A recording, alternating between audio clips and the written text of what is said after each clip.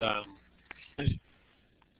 you look at these two images, I'm wondering, and this is our first opportunity for interactivity, what differences do you see between these two images? Maybe you can chat to me in the main room box and let me know what differences you see in Manhattan, Manahatta on the left and Manhattan on the right.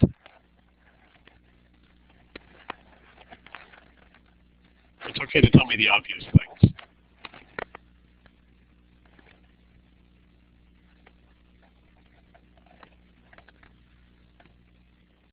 Yep, there's a lot more buildings. Yep, so the foliage has changed for sure. Yep, fewer trees. Yeah, smoggy, and also the water color is a different color. Yeah. So these are all things that happen during urbanization. So I don't know if you noticed, but actually Manhattan today is bigger than it was 400 years ago. The island's about 25% bigger today than it was 400 years ago. Yep, someone just wrote coastline is different, larger land mass. That's right. And that's because of landfill. So people, particularly in the past, really valued being dense right at the very tip of Manhattan, and they would sell the water. The city would sell the water right beside the land, and then it would get filled in, and so that expanded the island. So the island's about 25% bigger today than it was 400 years ago. It's also a harder edge. I don't know if you can see, but you can see the FDR highway over here. You can see the hard bulkhead at Battery Park right here, going around to Battery Park City right here, as opposed to on this image where it's a sandy shore. And there are these salt marshes. That's what this light green color is here. So a much softer shore. Sorry about that.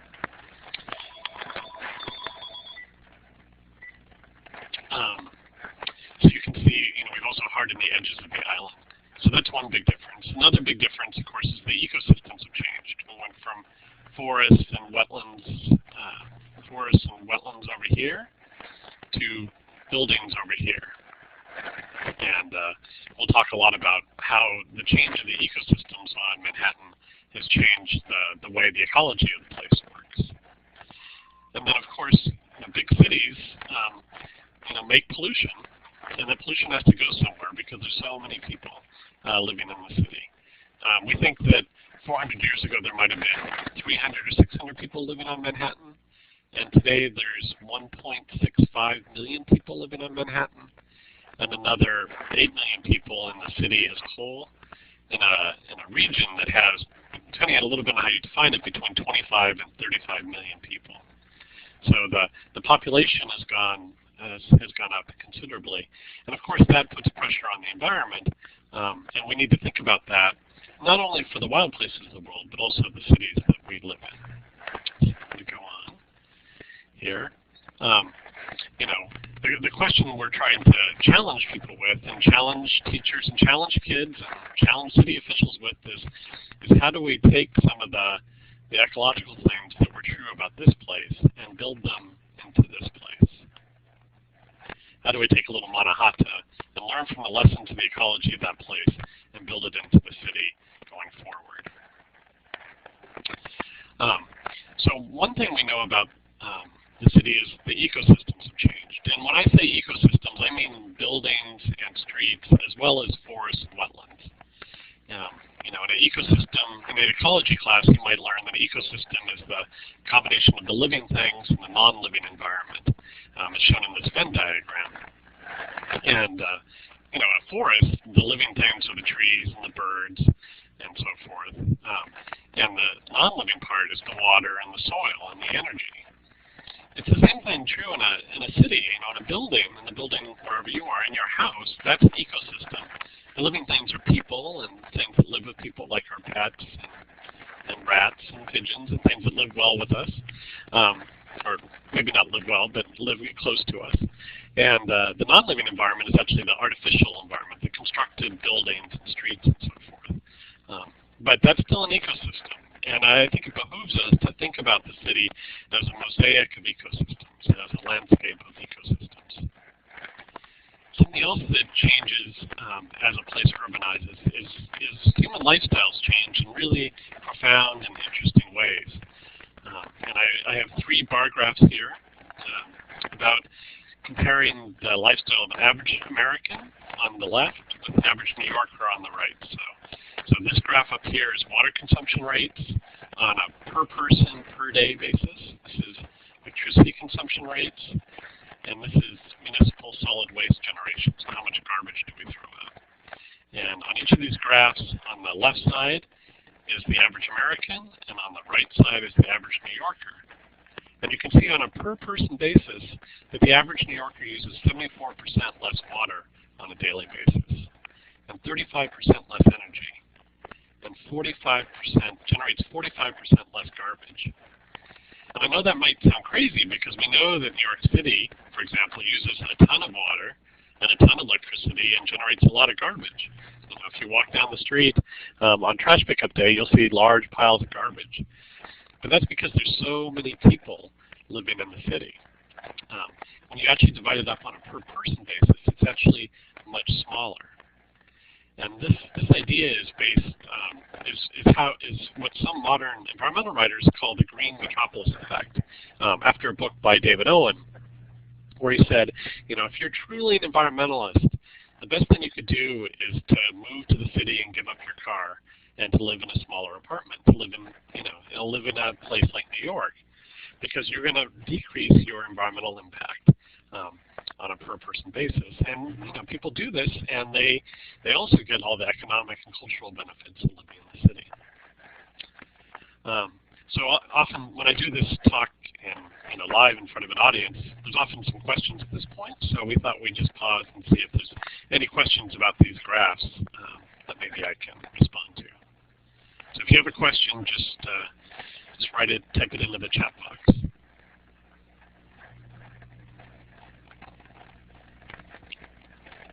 Yeah. Okay. So we've talked about 2 ways that the environment changes when a place urbanizes, when it goes from a wild place. Oh, what's the scale on the y-axis? Yeah, sorry, those got kind of small when we screwed down when we put it in the Blackboard software here. So the average New Yorker uses about 120 gallons of water per day, and the average American uses about 300 gallons of water per day, per person. This is in kilowatt hours, and I'm forgetting exactly what the numbers are. And this, I think it's the average New Yorker generates about 26 pounds of garbage per person per week. So that gives you a relative sense. Yeah. If you're interested, you can email one of us afterwards, Donald or Dave or I, and I can send you the references here. In fact, I'll show you where the reference material is. I don't know the location where in the U.S. where the most water consumption is, but I'll tell you the one thing that drives up water consumption for the average American is the climatic differences. New York's a relatively moist climate. It gets precipitation every month during the course of the year. So most New Yorkers don't have to water their lawns, for example, if they have a lawn. And the second thing is most people who live in dense cities don't have lawns or outdoor yards, and so that part of the watering goes down.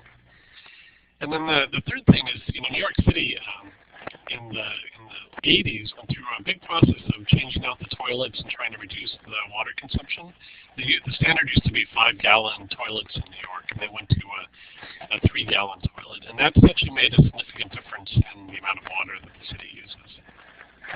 And that's because the city mostly doesn't get any water from right where the city is. It comes from the Catskill Delaware water system. It actually comes from over 100 miles away down into the city. And I guess maybe a fourth factor to mention, which I think is interesting, is that in New York and in a lot of municipalities around the country now, we pay water rates. And when you pay for your water, then you become more aware of how much you're using. For a long time, people paid water rates, but just it was a flat fee. But they went through a process of metering water in the city, and that's made a big difference in the amount of water people consume. Obviously, most people also pay on a per kilowatt hour basis for their electricity and their energy. And some municipalities have been experimenting with paying for different amounts of garbage production, usually by you pay for different sized garbage cans that you pick up. So one. So we talked about two ways that urbanization changes the ecology of a place. One is through changing the ecosystems. Two, changing the lifestyles. And three is that the climate is changing. And this is true not just for cities, but everywhere. And as the climate models have gotten better, we've been able to make more localized predictions. And this table comes from the work of the New York City Panel on Climate Change, and it's showing in the columns here the baseline climate as it is today, and then 2020, 2050, and 2080, and the rows here are showing the average air temperature, precipitation, and then they have two sea level rise scenarios. And it turns out we're kind of more on the bottom one than the top one. But you can see over time the expectation is that the temperature will increase, that New York City is going to become warmer, and the precipitation is actually going to increase, as you can see here, and the sea level is going to rise. So if we're talking about the environment, and particularly if we're talking about the environment in the future, we can't really talk about it without also thinking about how climate change is going to affect the way the ecology of a place works. So what we've tried to do with this Manahatta 2409.org tool that we're going to show you tonight is to create a mechanism where you can change the ecosystems, you can change the lifestyles, and you can change the climate of your neighborhood, of a neighborhood in Manhattan, which might be your neighborhood. You can then see how the environment responds in these four ways in terms of the water cycle, the carbon cycle, biodiversity, and population. And we pick these particular aspects of the city in part because we're interested in climate resilience and how does the city adapt to climate change in the future. We work in a wildlife organization, and we care a lot about the plants and animals of the planet. And of course, population is the driver of so many factors about a city, and so it's necessary to include that.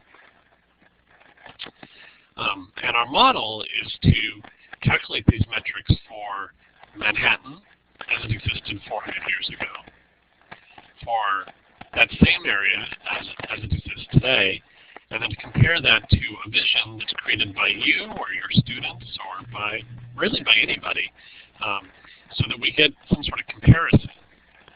There's a lot of work that talks about how do we do better than we are today.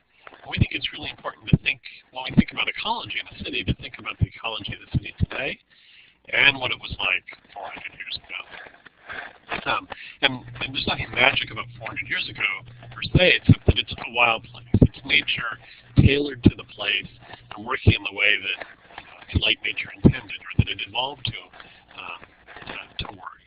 And nature is actually very clever and very smart and very careful about its resources.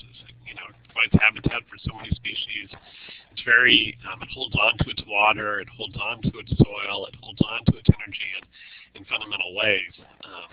And it tends to use the local environment rather than depending on a global environment to feed it the way modern cities do. So this is this website that we've created. It's live right now. It's free to use. It's free for anybody to use. It's in beta form. And it's called Manahatta2409.org. And right now it just focuses on Manhattan, but we've been working very hard to expand the geography of this website over the rest of New York City. So we're probably going to relaunch it in June or July. We're going to call it Vision Maker NYC. So if you hear those two names in the future, you'll know that they're related to each other. And even if you don't live in New York City, it's still a tool that you can use in your classroom. And one of the great things about New York is not only are there a lot of people here, but almost everybody's seen it on television and in the movies. So a lot of people have it as a frame of reference. Okay, so when you come to the website, you need a modern browser, I should say, one that just the latest version of Chrome or Internet Explorer or Safari or Firefox. Any of them would work fine. And it gives you two paths. You can create a new vision, or you can browse existing visions that people have already submitted into the website. So we're going to go the new vision. So we kind of think of this as a combination of of WCS, the Wildlife Conservation Society, and all the things that we care about nature, and Facebook, because you'll see it's all about sharing your visions for the future, and Minecraft. Oh, sorry, there's a question. Yeah, one of the other the other burrows will be available later on this summer. So try and think about this as conservation in a social media context, in a tool that you can play with. And when we take it into classrooms and show it in public events, a lot of young people, particularly young boys, see it and they're like, "Is that Minecraft?" You know, they're very excited about Minecraft, and you'll see the relationship coming up here. Okay, so the way it works is you create a vision. You can give it a name right here. You can assign a year of your vision. So it could be this year or next year or 2030 or 2050. It's actually a fun exercise just in itself to think about what should the planning interval be. Should we be planning for our generation? Should we be planning for our lifetimes? Should we be planning for our kids' lifetimes? The Iroquois said we should plan for 7 generations. We should think 2 generations back, what were our grandparents thinking, and then we should make our choices today so that there's a good habitat and a good place for people 5 generations forward, so 7 generations. Anyway, so you can put in the year that you're planning for. You can write a description of what you want for your vision. And then you can say, what do you want to start with? Do you want to start with the ecosystems of Manahatta 400 years ago? Or do you want to start with the ecosystems of the city today? After you set up your vision, then it brings you to a web map, and that web map allows you to zoom in and pick a block or a set of blocks in the city. That web map has the ecosystems of the city loaded in, and that's what we're seeing. That's what we're seeing here. So these orange and yellow colors represent the streets and the sidewalks of the city. The pinks and blue colors represent the buildings of the city. And other colors like I don't know if you can see these dots. These are dots, these are the subway lines. These are actually underneath the road. So it also is handling various kind of modifications to the city, what we call modifiers. You can also see the ecosystems of 400 years ago. So I've selected a 6-block area. This actually is this block here is the block where the Empire State Building is. So this is 6 blocks in Midtown Manhattan. And underneath that are the ecosystems of 400 years ago. So 400 years ago, the same area was a wetland and a forest, and these dots here indicate streams coming down to a pond here in the corner. And then the interface gives you the opportunity over here to actually change the ecosystem. So these tools on the right are flyout tools. They fly out like this, and then you see a list of ecosystems. These ecosystems right here are building ecosystems. And if you click on any one of them, then it shows you a picture of that ecosystem. It allows you to change the height of that ecosystem for the buildings. And it shows you parameters that describe that ecosystem. Each of these little eyes, which you can see here on the side here, you'll see these all through the website, and they take you to particular help. And in this case, they take you to a background database that tells you where these parameters come from. So if you're teaching your students about sourcing their data, how to cite out of the scientific literature, we have a lot of examples of that that you can see here. So anyway, so after you've picked which ecosystem you want to use, then you can click here and use it, and then it acts like a paintbrush. It allows you to paint the ecosystems. So we have single-family homes, and office buildings, apartment houses, and stadiums, and garages, and computer data centers. A pretty robust classification of different ecosystems of the city. We also have natural ecosystems that are drawn from the Manahatta list, and some anthropogenic kinds of ecosystems. So you see there's salt marsh and beach and estuary. There's also orchards and ornamental gardens and lawns. There are transportation ecosystems like you see here, alleyways, streets, highways, airfields, sidewalks, and so forth.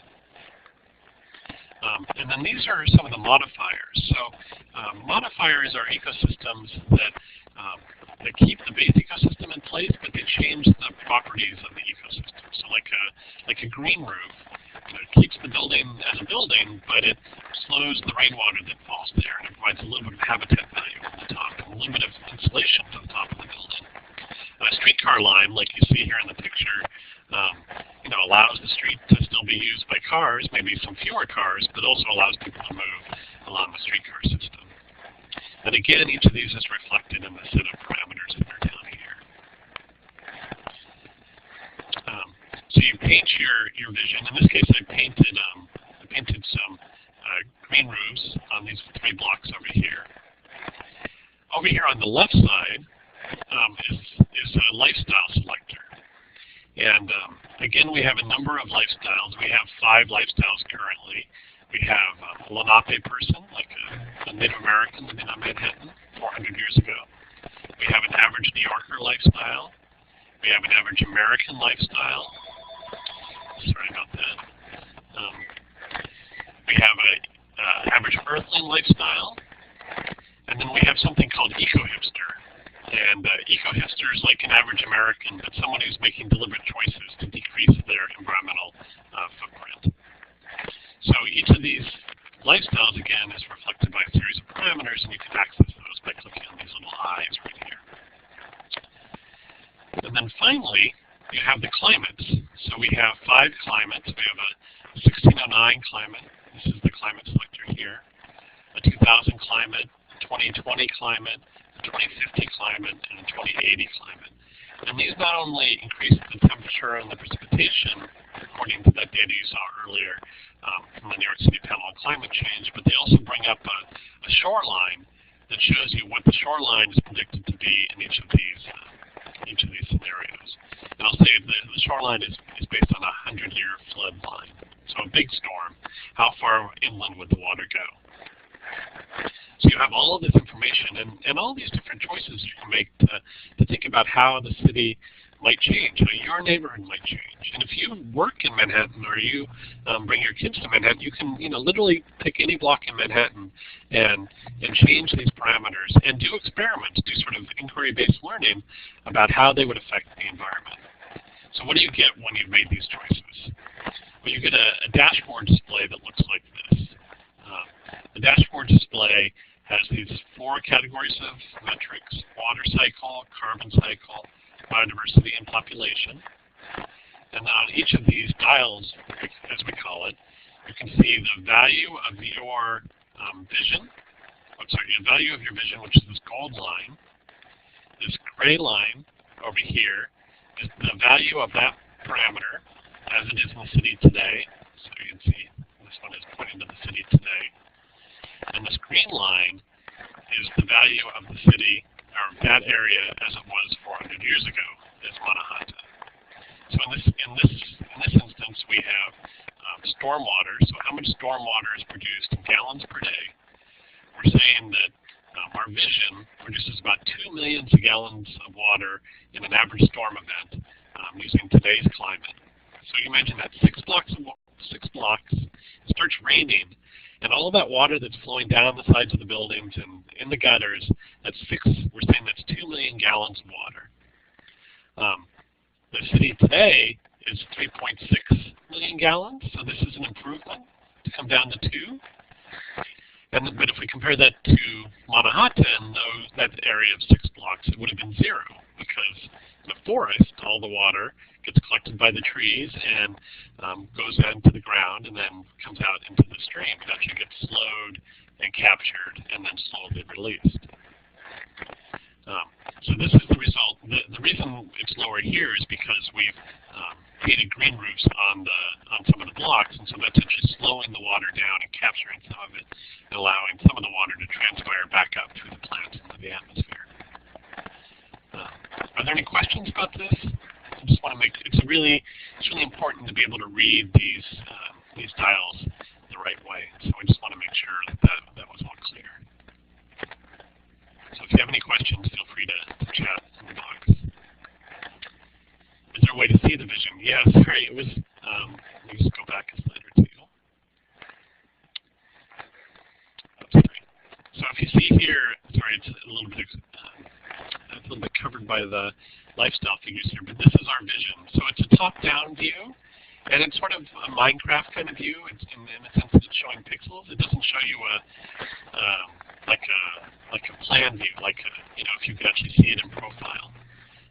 We actually think that might be possible in the future. There's some very interesting software that takes data like you see here, and then actually renders that view. But currently, all you can see is the map view like this. But one teaching activity we've thought about is you work with your kids to make visions of what they might want the future to be, and it's in this kind of map representation. And then they could draw or create with software their idea of what that block would look like, which then you can match to say a photograph of that block as it is today. Okay. Other questions about the dials?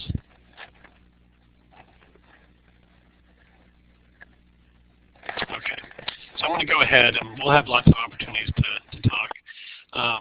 So this second one is carbon, and the particular metric here is greenhouse gas emissions that come from the combustion of fossil fuels. And you can see here that the vision, which is the gold line, is slightly less than the brown line representing the city, and that's actually because we're modeling the insulation value of the green roof, that therefore makes the building a little warmer and a little cooler during the summer, so it requires a little less energy for heating and cooling, and therefore uses a little bit less fossil fuel. Those 3 blocks of green roofs aren't really sufficient to change much of the biodiversity. So our vision is approximately 41 species. And then down here is the residential population. And those 6 blocks we're estimating has about 3,200 people living there. Remember, this is Midtown Manhattan, so it's mostly office buildings. It's not a lot of residences there. Okay, so I'm just skip this. So the great thing about it is once you've created a vision, then you can work with it privately as long as you want, but then you can share it with everybody else. And we think this is essentially something that's very, very special. And you can mark it public, and everybody can see it, and they can also search it, so they can come and find a particular vision of a particular place. So if you're really interested in the 6 blocks, you could find all of the visions that people have been made public for this block. Or if you lived in Greenwich Village, or you lived in Inwood, or you lived in any part of the city and you were interested in all the different creative ideas for what people want. I think Dave's going to talk to you a little bit also about some new functionality that we're actually just launching that allows you to create smaller groups. In the original iteration of this, you could share a vision with yourself, or you could share a vision with everybody else. And now we've created a way for you to just share it, say, within a classroom. I'm trying to improve the quality of the sound by adjusting my microphone. Mary, does that help a little bit? Okay. Okay, thank you. Thanks for letting me know. All right, so what kind of visions can you make? Well, here's just some ideas. So here's Lower Manhattan, and here's Manahatta. This is what the ecosystems might have looked like 400 years ago. So here's a vision. And in some ways, Manahatta is a vision of New York City. Here is another vision of New York City, New York as it is today. But this isn't the only way New York City can be. We can imagine a suburban New York City, right? So if we had sort of swirly cul-de-sacs and much lower density, how would New York work? And how does this environment work in contrast to the city, or in contrast to the forest? Or the zombie apocalypse version of New York City, what would that look like? So these are derelict buildings on top of some sort of recovering ecosystems. Or what if we expanded New York City, so we could explore that? And believe it or not, there's been various visions of not only in the past making New York City bigger, but expanding it yet further out into the harbor. You could imagine all kinds of radical combinations of New York City that include, literally some of the elements of Manahatta and some elements of the city today. But what people usually imagine is the usual New York City. And so When it's funny when you see people use it, particularly calm, cool, collected people, they'll zoom into the block where they live, and then they'll paint a green roof like you see in the picture here on top of their block. And then they'll look at the dials, they'll look at the dashboard, and it'll make some little difference, and they're a little bit disappointed, and so maybe they'll go back and then paint the next building over with a green roof and see if that makes a little bit of difference.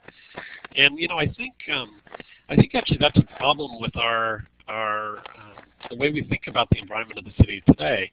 There's a lot of interesting ideas, like a green roof on a building. That's great, or a bioswale on the street. But we really don't know how many green roofs are required or how many bioswales are required to really move the needle on the nature of the city. And that's what we're really one of the things we're really trying to investigate through this website. And do that not just as a scientific exercise where I do it in the lab and write a scientific paper and that's all that it is, but actually open up this process of inquiry so that everybody can participate in it. Citizens, teachers, students, and so forth. How do we move the conversation so that some things that seem radical become usual, and that some of the usual things that we think of in the city are actually in some ways quite radical. I mean, the idea that a place could have 1.6 million people on it, one narrow island could hold that many people, that's kind of a radical idea. And I think this is particularly important, in our world, which is rapidly urbanizing. And I'd like to end on this graph here, which is the world population. Each bar goes from 1950 in 5-year intervals up to 2050. And the blue on this bar is the urban population of the world, and the red on the bar is the rural populations, people living in more rural localities. And you can see that between 2005, so here's 2005, and here's 2010, and somewhere in here, the UN says it was about 2007, that actually there was many people living in cities, that's the blue, as there was in rural areas. And this is a historic transformation for us, for humanity as a species. Before this point, before 2007, there's always been more people living in rural areas than in cities around the world. Oops, sorry, Mary. Trying to do it better. There were more people living in cities than in rural areas around the world. Now the situation is reversed. There are actually more people living in cities than there are in rural areas. And that, as you can see on this graph, that's expected to expand. Because as countries develop, one of the things people do is they move to cities, and cities are engines for development and poverty alleviation and connection to the global economic system. And this is the world that our kids are growing up into, and this is the world we need to prepare them for. And so that's why I think it's really important that that everyone, but particularly people living in cities, think about their environment, and they become vision makers. They become the people that can imagine the future and find ways to implement it. Whether they're the skeptical kid or the intrepid kid or the imaginative kid, we need new ways to collaborate and share ideas and really to create a robust future for all of us. So that's the end of my introduction on the first half of the webinar. I'd be very happy to take any questions. And then after a few minutes of questions, then I'll turn it over to Dave, and he'll walk you through some examples of how you can use this in the classroom.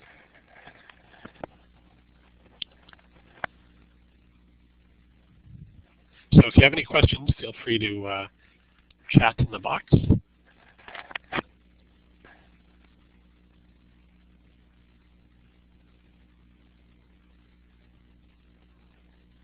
Yeah.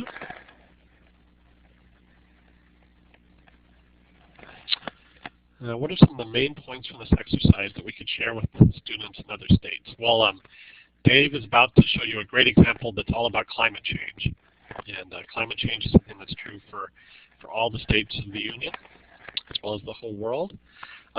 Another thing you can do is you can talk about lifestyles and how the average American lifestyle compares with some of the other lifestyles, like an average Earthling lifestyle. You could also maybe do an exercise, you know, where you take some place that's famous in New York, and you ask your students to maybe paint that. Like, what would Times Square look like if it was in your city or your town? You know, how would the ecosystems change? There's a lot of things you can do with the data that is produced. You can download those data and bring it into Excel and make graphs and that sort of thing. So it's very kind of free form that way. Maybe a little bit too open in some ways. And so one of the things we've really been thinking about is how to help you form specific questions about it and challenge your students in particular specific ways.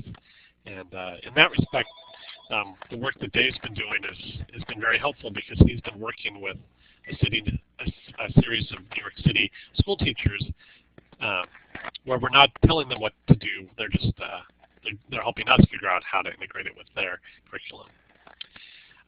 So you do need to register if you want to create a vision and then come back and see it again in the future. But registration is free, and we've created a mechanism, and maybe Dave, you can talk to this, where you as a school teacher can basically enroll all of your students and create accounts for them, so they don't all have to do it individually.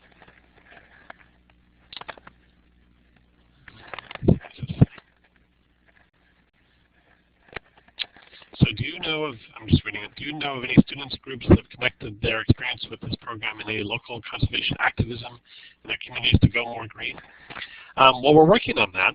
There's we've been talking actually with the Department of City Planning here in New York. There's a proposal to remove a highway or transform a highway in the South Bronx and make it into a boulevard. And so maybe they'll use it in some of the charrettes.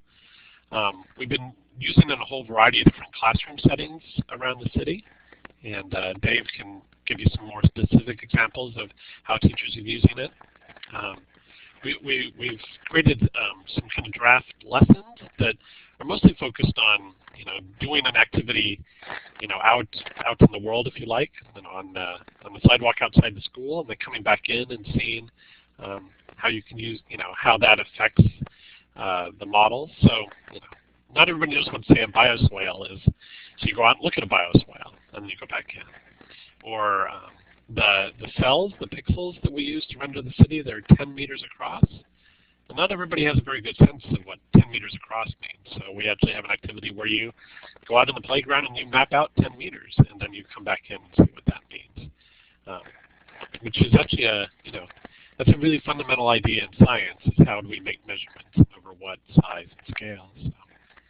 So, anyway, those are some examples. We're actually really looking for lots and lots of examples. We really want to open this up and hear about your experiences too, so that we can know all the different ways that people could use the tool. All right, I think maybe I better hand over to Dave so he has enough time. But I'll be here listening, and I'll be around at the end if you have more questions. So, I introduce you to the man of the hour, Dave Johnston. Dave is the educational coordinator for this project, and like I said, he's been working with a number of schools in New York City. Dave's also a PhD candidate in an education program at Montclair State University in New Jersey, where his PhD is focused on aspects of inquiry-based learning. Dave was also a New York City school teacher prior to that, so he's had a lot of experience in many different settings, and he's been a huge asset to our program as we try and roll this out to New York City schools. So over to you, Dave.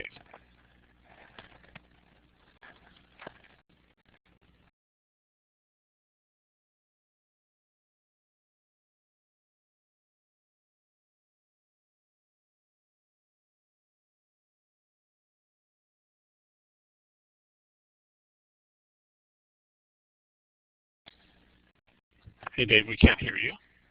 Are you talking?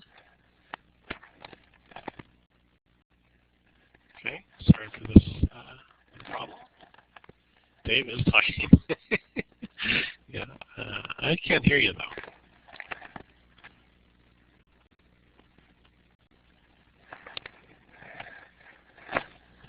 Maybe you need to increase your microphone level.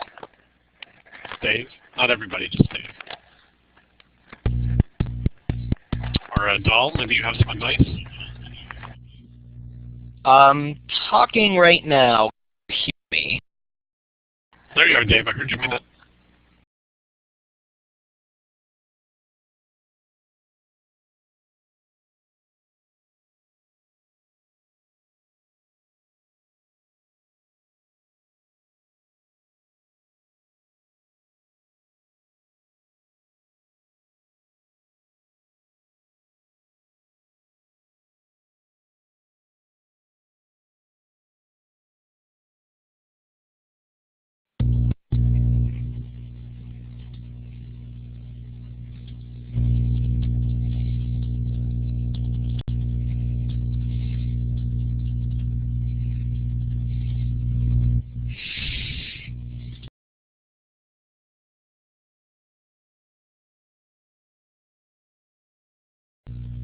Okay, can you hear me now? Hey, there I am. Great. Sorry about that, everybody. What I was actually saying to people was that you might not hear me because I was having some issues with my microphone, but I think that is perfectly clear. Just do me a favor. If you can hear me, can you please see where the smiley face icon is right underneath your name? Just give me a smiley face or a thumbs up so that I know you can hear me. There we go. Lots of smiley faces, lots of hearing me. Okay, excellent. Fantastic. All right, well, thank you very much. I am glad to have everybody here. I'm going to today talk a little bit about connecting some of these large concepts that Eric was talking about with practical classroom activities or exercises that you can do with students.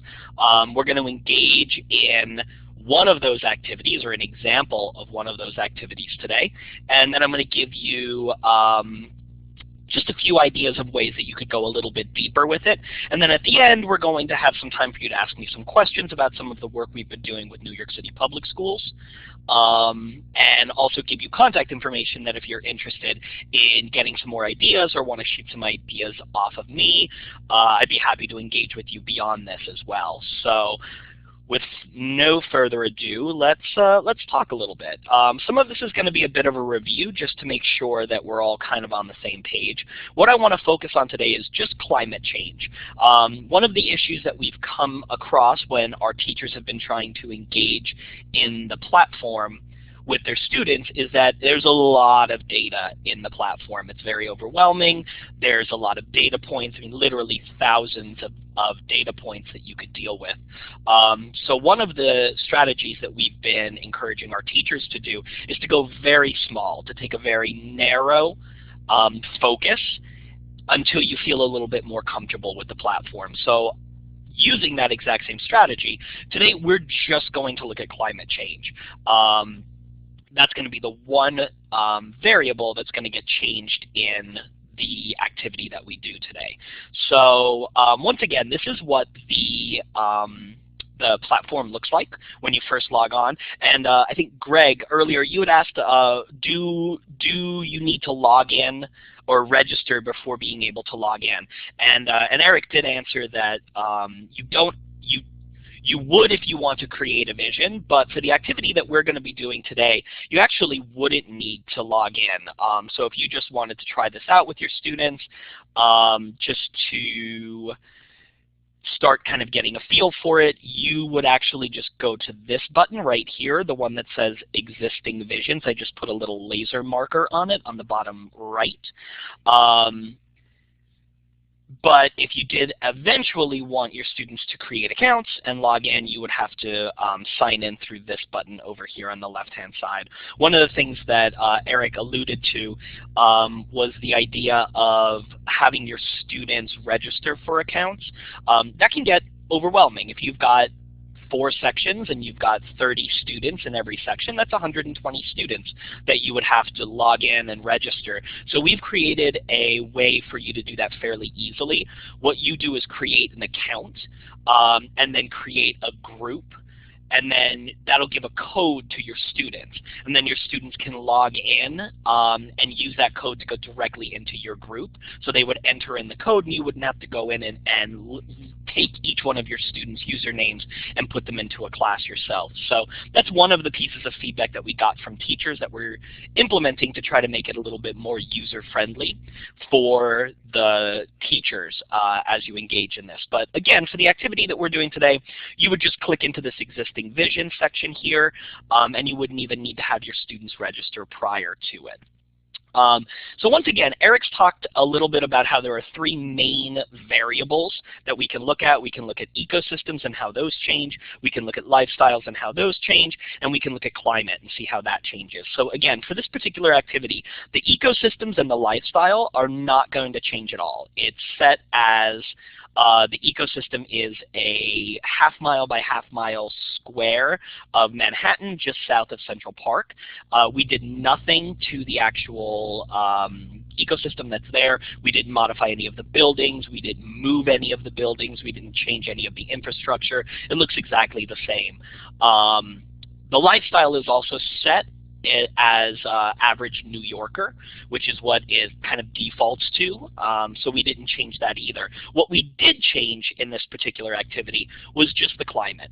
So as Eric said earlier, there is past climate, there's present climate, and then there are several future predicted climates. We used one of those future predicted climates for this vision. And if nothing else changes, if ecosystems and lifestyles stay exactly the same, but climates continue to change the way they are, how will those affect those environmental performance indicators? So the past is going to show up on that dashboard. It's going to be the green line, like Eric said earlier, that's set for 1609. The vision for now is going to be what it looks like today. And the future vision is going to be that same exact area with a climate set for 2080. So I hope that that's kind of making sense to everybody. I'll get to a point in just a second where I'm going to ask you to engage a little bit with me. So once again, average New Yorker is the lifestyle. The baseline climate is going to be set for 2010, but we're going to be looking at this future climate of 2080. So imagine roughly 65 years in the future. If lifestyles stay the same, infrastructure stays the same, ecosystems stay the same, what will that do to the environment? So it's kind of, I'm used to being able to see faces. So how about we do that one more time? If I'm making sense to you, why don't you give me a smiley face or a thumbs up? And if not, give me a confused. Smiley faces, approving. All right, excellent. Good. Just wanted to make sure that everybody's kind of on the same page with me. Okay, so one more time, these are the 4 environmental performance indicators, and we're going to be doing an activity today where you're going to be looking at all 4 of those environmental performance indicators. We're going to be looking at how water would be affected by climate change in the future. We're going to look at how carbon output would be affected, how biodiversity would be affected, and how population would be affected. And some of those are going to have more of an impact than others. And that's going to be the first point where I ask you to engage with me. So to the right of the little smiley face button, you can see there is an A, a box that has an A in it. That is our multiple choice section. What I'm going to ask you to do at this point is imagine in 65 years, if everything stays the same except for climate, which one of these 4 environmental performance indicators do you think will be the most greatly affected? Do you think it would be water? If you think it's water, then select A from that drop down. If you think carbon would be the one that's most greatly affected, you would select B. If you think it's going to be biodiversity, you would select C. And if you think it is population, you would select D. Which one of these do you think is going to be the most greatly affected? I see A's, B's, more A's, a C, a couple of C's. Okay, great. So it looks like we're split about even with A's and B's, with C's coming in next, and very few people, in fact nobody, actually selecting D for population. So those are your predictions. Let's see if your predictions pan out. And this is the kind of thing that you would do with your students. You would kind of set them up this way, you would give them the question, and then you would actually ask them to engage in the platform to come up with the answer to that question. So I'm just modeling exactly how I would do this with students. So, oh, sorry, let me come back to this one. Let me just reiterate one more time that this is the data table that you'll be looking at, or I'm sorry, the graph that you'll be looking at. This is our dashboard. One more time, the green one represents 1609, so that would be the past data using past climate. The gray one over here is going to represent 2010, so that's going to be the current data, the data today. And this gold one here in the middle, that would represent the one from the future. Now, this is not the actual data that you're going to be looking at. This is just a sample one. This is from one in Lower Manhattan for Battery Park City. So this is not actually going to be the one that you are going to be engaging with when we get there. But this is what that data will look like. In that platform, there's actually a second way for you to view the data as well. This is a tabled view, and this tabled view allows you to actually get into the nitty-gritty of that data. Each one of these where there is a little arrow, you can click on that, and it will tell you a little bit more about the different categories that make that up. Anywhere that there is an eye icon, that's where you can get into a description of what that particular metric looks like, eventually leading you back to the primary source data where we got this the data from this table. And one more piece that I just want to point out down here, you can see that there's an export to CSV option. This is something that teachers have expressed to me that they're really interested in. If you load up a vision, you can actually export that data into an Excel file. You can export data from a vision that you create. You can export data from a vision that your students create. And then this allows you or your students to engage with that data in Excel. So they can create graphs from it. They can create tables from it.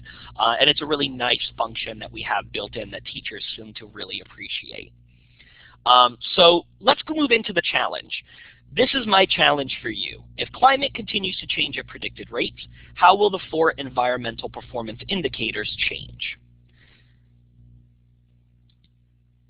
Your task, we're going to look at that data, those graphs that are going to come up, and you're going to tell me, by comparing the data between 1609, 2010, and the vision, which is the future, 2080, do you see any patterns in the data?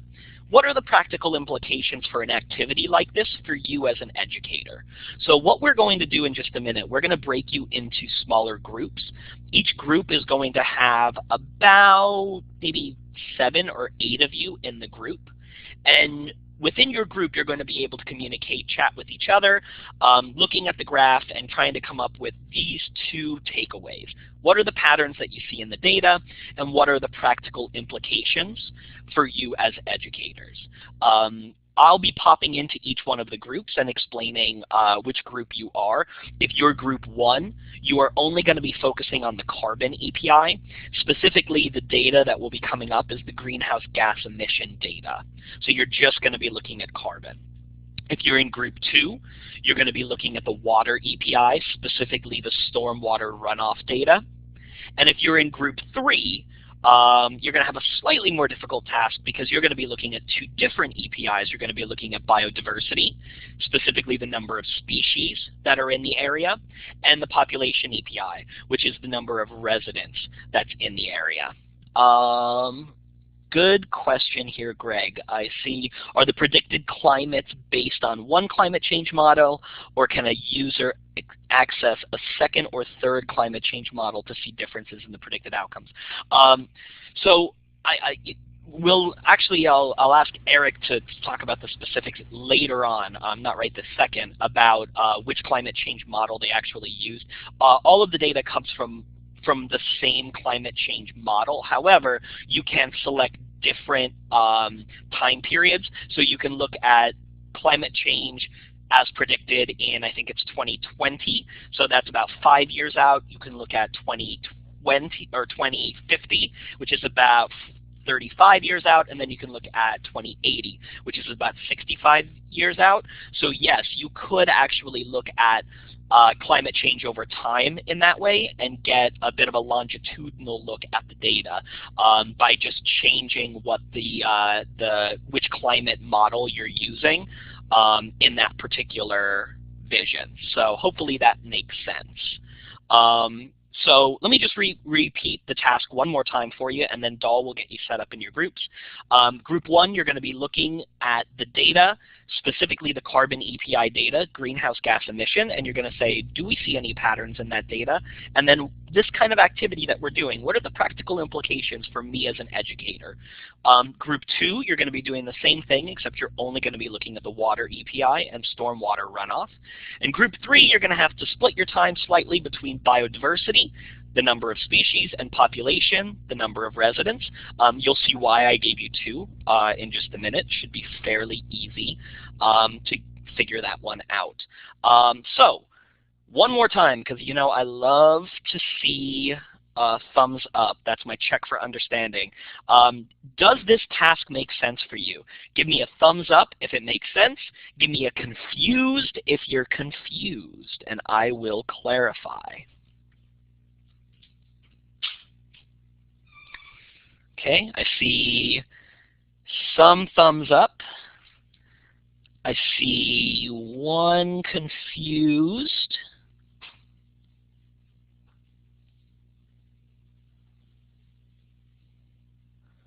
The vision will come up in just a second, Catherine. I'll bring the vision up for you.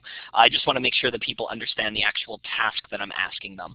So I think Donna, you were the one who had your, or I'm sorry, Deanna, I think you were the one who had said confused.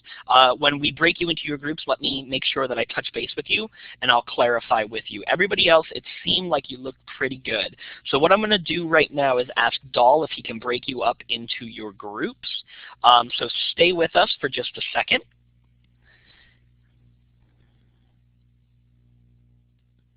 As we do this.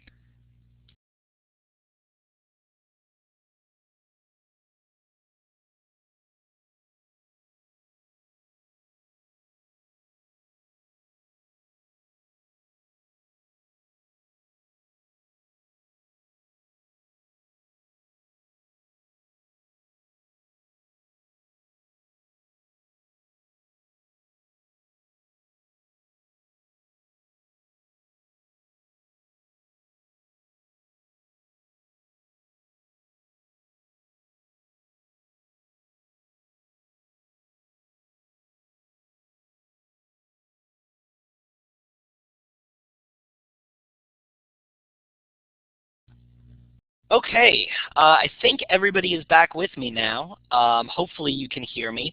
You know my favorite way of knowing that you can hear me. Give me a thumbs up or a smiley face if you can hear me right now.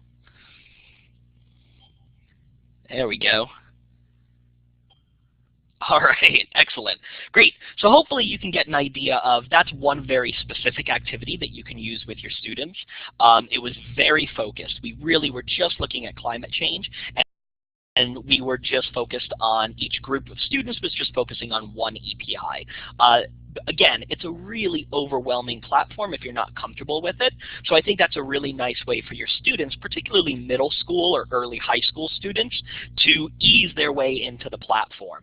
Now that particular activity, here we go. That particular activity does actually meet a lot of the standards. So earlier, Jennifer, you had asked about what are the the ways to connect this outside of New York City, one of the things we've worked really hard on is making sure that the activities that we do with this platform align with both Common Core state standards and next generation science standards. Now, that specific activity was just a sample of it. It was only about 5 to 10 minutes worth of work. But if I were to elaborate that out into a single class period, these are some of the examples of some of the Common Core middle school math and high school math and middle school and high school science for next generation science standards that you can hit using an activity like that. So I think that while the context is certainly New York City and we don't have the data up for anywhere outside of Manhattan, the actual content standards are applicable beyond just New York City. You would just be using New York City as the example to explore specific content standards. So hopefully that makes some sense and is helping you see how if you're not in New York City, this could be pretty useful still. One of the questions that we got from our teachers was, what would this look like if we were to expand out and let students go a little bit more inquiry-based? I love inquiry instruction. It's kind of my favorite thing to see. And the activity that I gave you just now was very guided. There are a lot of ways that you can actually engage in a more open-ended form with students. And one of those is our new feature. That's our challenge feature. It actually just went up today, so you could be one of the first people to see it and play around with it if you log on later on today. This challenge feature was designed specifically with educators in mind, with the idea of allowing you to create very specific challenges to your students that students can then log into the platform and respond directly to. So what you see in front of you is just a sample of what a challenge could look like. I selected an area in Battery Park City, and I asked them to take the vision that I gave them and reduce CO2 emission levels without reducing biodiversity or residential populations. So if you were to issue this challenge to your students, they would log in and they would see in their challenge section, this challenge would show up for them. They could then click on a respond button that would allow them to load up the vision that I created for them and then go in and modify lifestyle, climate, or ecosystems in ways to try to meet this challenge that I issued for them. So this is a really interesting way to let them explore the platform, try out different variables, make changes in different variables and see how that affects the data. For this particular challenge, I've asked them to reduce CO2 output by 80% without affecting species or residents. I picked this because in New York, Mayor de Blasio has been very vocal about how he would like to see greenhouse gas emissions be reduced by 80%. That's something that's by the year 2050, he feels that that's something that New York City can do. So earlier, Jennifer, you had asked about are there ways that students could get involved in activist function. Well, this could be a way that you could get them thinking about that. This is a challenge that was a real challenge issued by the mayor to New York City, reduce greenhouse gas emission by 80%. So we could give that challenge to students and say, go ahead and try it. Play around with the platform. What do you have to do to see that kind of reduction? I asked them to maintain species and residents because we don't want them to just wipe out Manhattan and put a park in. That would certainly do it, but we don't want, we want to be practical in it as well. So there are about, off the top of my head, I don't remember the exact number, but it's several dozen metrics that you can select, and you can ask them to reduce, increase, or maintain value to any of them. And within any given challenge, you can give 3 different metrics that students can engage with. As they go into the challenge and start responding to it, you'll get a screen that looks like this. Now, I'm sorry it's not the easiest to see on there, but right here, right here, you can see that I've responded. It says response right there. This was a response to the challenge that I issued, and the changes that I made in the platform reduced fuel combustion by 80%. It did not change the number of species, and it actually increased the number of residents by 23%. As your students go into this and they respond, you'll get this is just one response. You'll get a list of responses that you can then scroll down and very quickly see how your students' responses met the challenge. Did they meet it? Did they not meet it? And if you're interested in seeing how they met it, you can just click on this button over here. Whoa, sorry about that. You can just click on that button right there, which is the load button, and that will load up the vision, and then you can see the specific things that students did to meet the challenge or not meet the challenge that you issued for them. We're really excited about this. The teachers that we've been working with have been really excited about this. So in the next week or two, we're going to hopefully start seeing teachers on it, issuing challenges, and seeing how their students respond to it, with the idea being that eventually we want students to create their own visions of New York City. We want students to go in and say, well, how can we make sure that Battery Park doesn't end up underwater the way that we expect it will if everything continues to increase the way it does? Well, here's one example of what that might look like in the future. And we're really hopeful that this vision, or I'm sorry, this Vision Maker platform is going to be a tool in which students can actually start seeing some practical implications for what they do. So hopefully that makes sense, and it gives you some ideas of ways that you could use this in your classroom. That is the last piece that I had. So what I was hoping we could do at this point, I'm sure you're buzzing with questions and comments.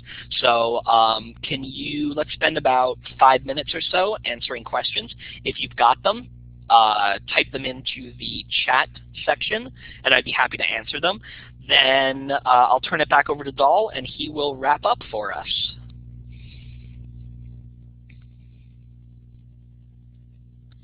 See a couple of people typing.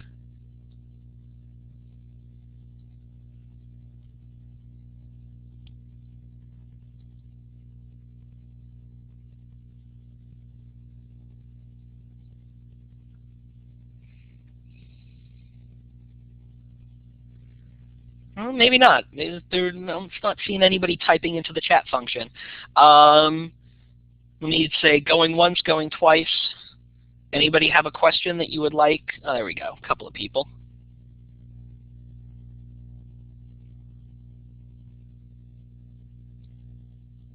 Amanda, did you have a question? You raised your hand. Dave, you might be in another room and you don't see the questions. Make sure you're in the main room. I am in the main room, I thought. If you got to pull down all the way to the bottom of the chat window. There we go. All right, I'm seeing questions now. Sorry about that, people. Okay, here we go. Questions. All right, is there a tutorial on how to use the different features of the website? Yeah, absolutely, Jennifer. There are several help videos. So I'm just going to go back here. Oops, sorry about that. On this screen right here, I'm highlighting where it says help. Or circling where it says help.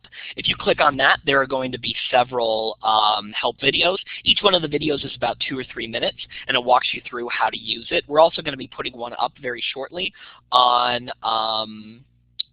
challenges and how to use challenges. So I think it's also a really great way. We've made them student-friendly, so you could take a look at it, and your students can actually watch it as well. Question on can the data graphs be saved or downloaded?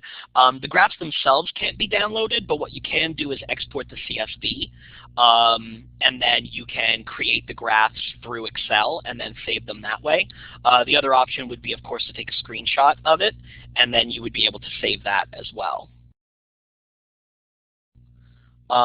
when piloting the website with kids, did the kids maintain interest and investigate questions on their own? Yeah, the kids are really excited about this, actually. We've been very pleased with that. It's very similar to Minecraft, and a lot of our teachers have sold it that way to them.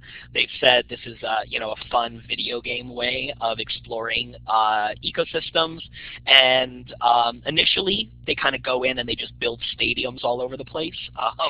That's at least my experience. They see there's a lot of stadiums that are built at first, but eventually, with a little bit of targeted support from teachers, they can start making, they can start exploring in ways that make a little bit more sense. But yeah, kids definitely are interested in it and enjoying it from what I've heard from people. All right, let's see.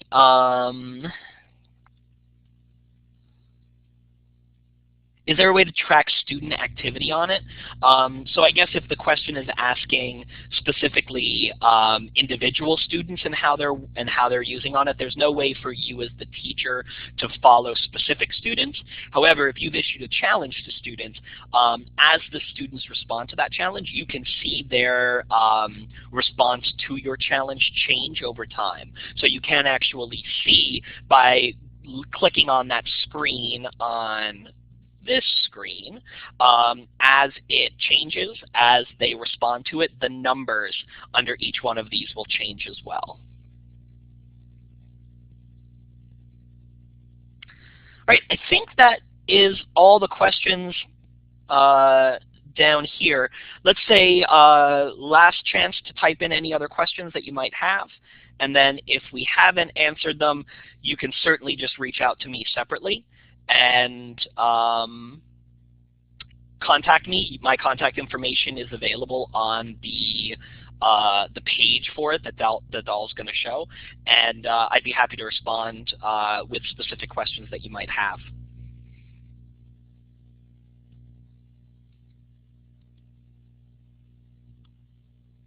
Okay, so I'm going to turn it over to Doll then. Okay, thanks, Dave. I want to start by thanking everyone that joined us today, our participants, and also a big thank you to our presenters, Dr. Eric Sanderson and Dave Johnston, for an excellent and informative presentation. I want to just quickly remind you that the webinar course site is still available, and it will still be available to you for the next couple of months, and there you'll find valuable resources, including lesson plans and modules, and also a recording to today's session. And a quick thing, if you please take a minute or so, it's a very quick survey, and let us know how we did today. We're planning to have future webinars, and actually I just posted the link to in the chat box. But as I was saying, we are planning future webinars. We already have two set. One March 3rd with Dr. Chris Golden, and another one set on April 7th with Dr. Molly Cross. And actually, you can register for those now if you go to the pd.wcs.org. You can register now, and then in the next few days there will be more information on their topics and exactly what's going to be covered during those sessions.